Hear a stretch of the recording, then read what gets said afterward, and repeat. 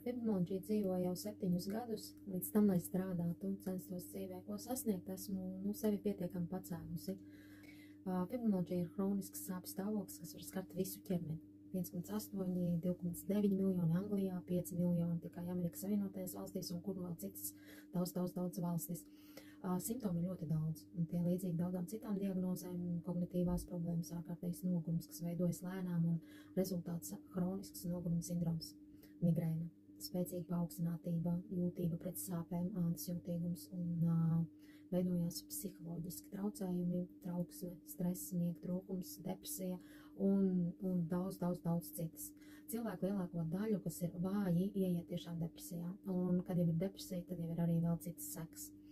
Izglītošana par depresiju un tā saistība ar fibromialģiju ir pirmais solis pareizajā virzienā, lai palīdzētu sev vai saviem mīļajiem tikt galā ar šo slimību. Ārsti nosūtīs jūs uz antidepresantu ilgtermiņa kursu, kas nedrīkst būt jūsu pirmā izvēle, ārstējot depresiju. Saprast, no kurienes radusies problēma un mēģināt strādāt ar sevi noteikti ir veselīgāks virziens. Ieteikumu internetā daudz, relaksācijas, meditācijas, terapijas, sports, UTT. Viens nav labāks par otru, bet ne visu mēs spējam uzsākt, tīpaši, kad mums ir iestājusies depresija.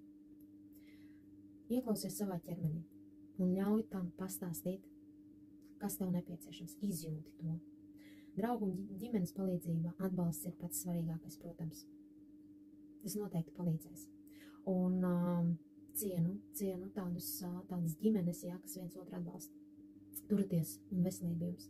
Mēs paši ar savu iekšējo pasauli, ar savām sajūtām, izjūtām esam sev ļoti labi dziednieki. Klausieties iekšējo balsi. Iekšējā balsi jums norādīs pareizo virzienu.